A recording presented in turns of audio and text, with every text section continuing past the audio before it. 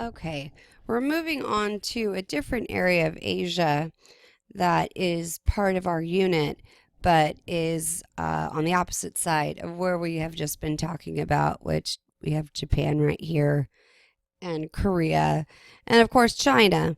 But we are going to talk about two pieces, that the next two pieces in this lecture right here, that actually are taking place more on the Persian side of the empire, which has a mix of European and Asian influences. So this is a map from the Mongol invasion, which is dating around the 13th century.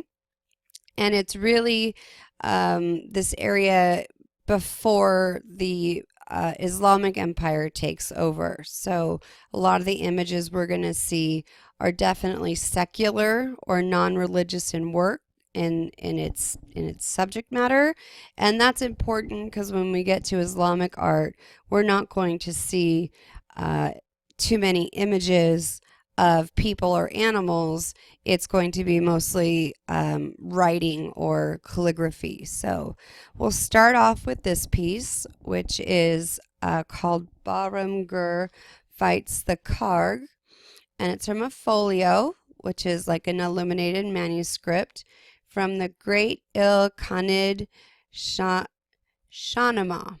and that dates from 1310 to 1340. It's ink and watercolor on gold and silver paper. If any of you go to Harvard, it's currently in the Harvard Art Museum in Cambridge, Massachusetts. Now this is from a large illustrated book, and they were especially important art form in Iran from the 14th to the 16th century, and they flourished during a cultural revival that took place under the Ilkhanids in the Mongol dynasty, which ruled the Mesopotamia and Iran area from 1258 to 1336. So the Ilkhanid court commissioned these luxury manuscripts, which are also considered works of art, in which they are trying to identify themselves with the ancient or heroes of Iranian history, primarily those of the Shahnameh or the Book of Kings. In the Book of Kings, or the Shahnameh, it recounts myths and legends and early history of Iran. And the text can be interpreted as really a series of adventure stories, romances, but it's also a guide to ethics. It's a chronicle and a manual for royal conduct. And we have most of the remains of these from the first half of the 14th century. And it may be attributed to the Akhanids' desire to adopt this powerful symbol of Persian or Iranian kinship for their broader educational or propagandist mission. This folio is from the celebrated copy of the text known as the Great Il-Khanid Shahnameh, and it's very complex with this Persian art. It's a very lavish in production. It is assumed to be commissioned by a high-ranking member of the Ilkhanid court and produced at the court scriptorium. There are 57 surviving illustrations that reflect an intense interest in the historical chronicles, and there's some experimental approach to painting during this period as well.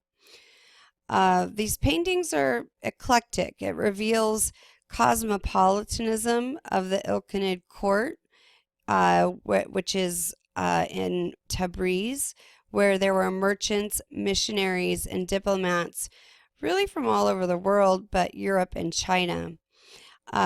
In Bahrum Fighting the Karg, it is based on a legend from ancient Persia, and let's see. In this scene, what we're seeing is Bahrum is disguised as an envoy to the Shah of Iran. But really, Bahrum Gur is supposed to be a spy. And then after an evening of a big banquet, Bahrum Gur kind of is showing off and kind of reveals himself as not necessarily being just this average person in the area, but he ends up showing off what a great warrior he was. So the king becomes very suspicious, and he's going to try to trick him to reveal his true identity. He doesn't trick him that night, but the king sends him on a mission the next day to slay what's called a Karg, Karg, which is basically a fearsome horned wolf. And Bahrum Gur kills the wolf with arrows and then cuts off his head with a sword. So some of the things that are interesting about this painting, or this painted manuscript, is there's a large painted surface area and the calligraphy is diminished. The area is flat color and there is some spatial recession, but through the use of overlapping planes. There is some atmospheric perspective in the light bluish background, so we do get some depth in the scene, but it's not as sophisticated as atmospheric will get in later times. The reason why this is included in this section is the fact that we see some Chinese landscape conventions in the background, and that has to do with the shape of the trees and the flowers and the attention given to the landscape of this piece, even though it is more of a Persian piece that predates the Islamic Empire. We can also see the European influence in the clothing of Bahrum Gur from this folio. Okay, moving on to our last piece is similar to this first one that we talked about. This is called Court of the Gayumars folio. It's from a manuscript from the Safavid dynasty. The Sultan Muhammad in the court of the Gayumars is going to rule from 1524 to 1576. This manuscript is ink and opaque watercolor and gold on paper. This piece is currently in a museum in Canada. So shortly after the Sultan took over the rule from his father, he commissioned a manuscript to copy the Shahnameh, or the Book of Kings, which was part of the last piece. And it's supposed to be a poetic history of the Persian rulers that were written in the 10th and early 11th century. This is a monumental volume with pages that are over 18 inches tall, of nearly 750 folios. Their margins are embellished with pure gold and has 250 full page pictures that highlight the importance of kings and heroes of the Persian royal history. The pages were produced by Persian artists between the period of 1520s and the 1530s. This was the most important artistic project of the early Safavid dynasty, and so the whole book contains 258 illustrated pages. This one was painted by Sultan Muhammad, who is considered the most renowned artist in the royal workshop.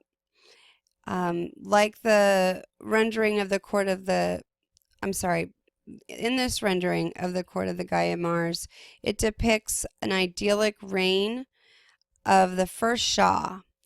Gayumars, who ruled from the mountaintop over the people, who were the first to make clothing from leopard skin and develop the skill of cooking.